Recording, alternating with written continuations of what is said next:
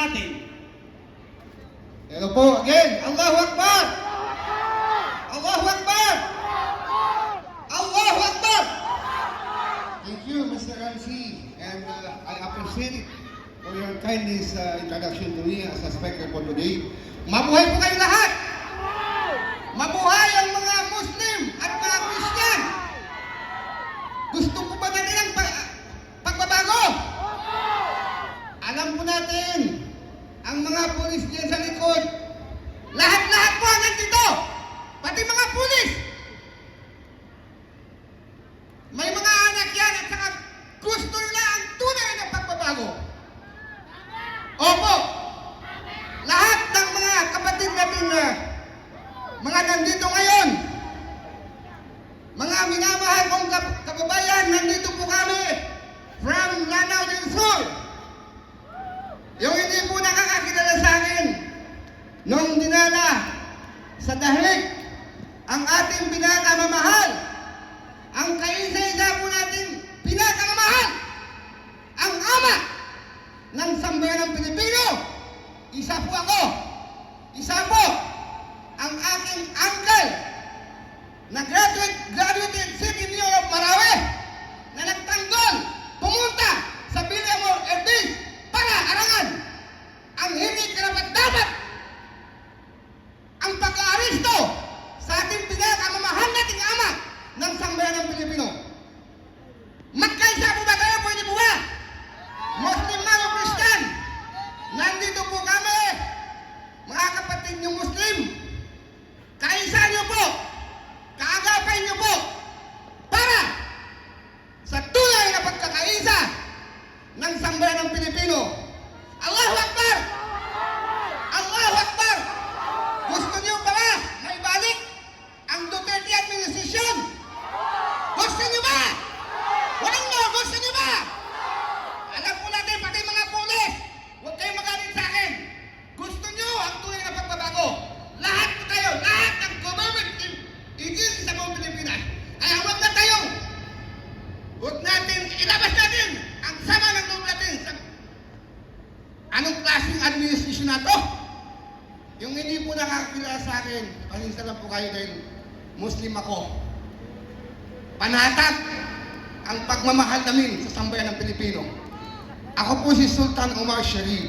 I was Governor Manila Golden Mosque and Cultural Center Administrator during the time of my beloved Tatay Digong. Allahu Akbar! Allahu Akbar! Mabuhay ang ating susunod na Pangulo ng Republika ng Pilipinas. Ate Sara! Sara! Sara! Sara! Thank you very much. Assalamualaikum. Salamat po, Sultan. Mga kasama, araw po ng paggunita ng International Labor. Alam po natin sa hanay ng mga manggagawa, grabe na ang krisis na nararanasan natin.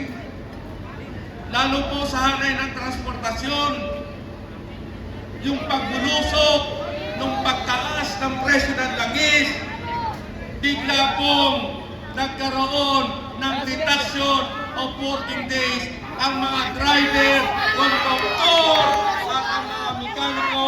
2 araw ang pasok ng mga manggagawa ng lugar natin. Yan po ang pinagmamalaki ng administrasyon. Ang 5,000 ayuda na ibinibigay na meron pang nagbuwis ng buhay bago matanggap yung ayuda na 5,000, pinahihirapan ang mamamayang Pilipino. Yan ang pamana sa atin ni BBM. Ipagmamalaki nyo ba yung pamana na yan na mayroong nagbuwis ng buhay dahil dahil sa ayuda? Kaya po, ang pag-asa ng mga manggagawa, ng mamamayan, tinatawagan po natin ang kabataan, si Christian mula sa DRS. Palapakan po natin si kasama Christian. Magandang hapon sa ating mga bayaning manggagawa. Magandang hapon din sa ating mga kabataan na tumitindig at lumalaban sa maling pamamalakad ng administrasyong ito. Magandang hapon din sa mga kapulisan. Meron lang akong kailangan makita sa inyo. Matagal ko na siyang hinahanap. Ba't hindi nyo ilabas ngayon si Remulla? Palabasin nyo, patayuin nyo sa container nang malaman at marinig niya kung ano talaga ang hinaing ng bawat Pilipino. Ngayon, tayo ay nagtitipon-tipon dahil sa ating kalakaran na tayong manggagawa ay bayani. Totoo yun, bayani kayo. Nagsakripisyo kayo para sa pamilya nyo, para sa bayan nyo, at hindi lang yun, kayo rin ang nagpapalamon sa mga nakaupo sa Malacanang. Mas marami pa silang pinag-usapan sa loob ng Congress. Wala namang nangyayari. Patuloy kayong naghihirap, gumagapang, dugot, pawis, pati buhay inalay para lang sila'y may makain habang sila'y nag-uusap at walang katuturan. Ang dami nilang nilalabas na issue. Araw-araw may gusto silang palabasin. Araw-araw may gusto silang ituro. Pero ano ang nangyayari pagkatapos? Pilipino ang gutom, walang solusyon na nagawa. Sana naman, ngayong nandito tayo, ipakita nyo kung ano talaga ang tapang ng mga manggagawa na palaging pinapahirapan ng mapangsamantalang gobyerno. Alam ko, hirap na kayo kay lubog ang panga. Nasobrahan nakakasingot ng tawas kaya nagkakaganyan. Mas madami pang gustong ibulsa kasi mahal ang kuhanan. Ngayon, gusto nyo i-impeach si BP Sara? Ayaw nyo i-impeach si BP Sara, pero itong mga lokong to, gusto. Wala naman kayong mahanap, nagsayang kayo ng oras at pera ng taong bayan para lang i-impeach yung taong alam nyong magpapakulong sa inyo.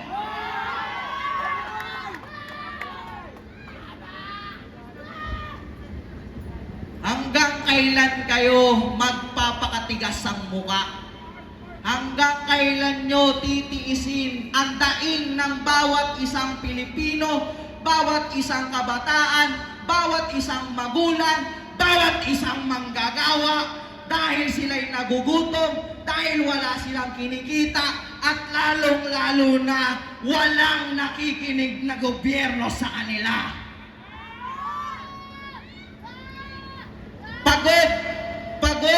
Pagod na ang gobyerno. Bingi na nga ata kulang na lang kuha kayo PWD nyo card para mayroon kayong mga discount habang binupulsa nyo ang pera ng taong bayan. Lakas nyo magbarikada, kala nyo naman susugurin kayo hanggang Malacanang. Takot na takot, mag-impake na kayo, sabay lipad. Maraming salamat sa inyo. Ngayon,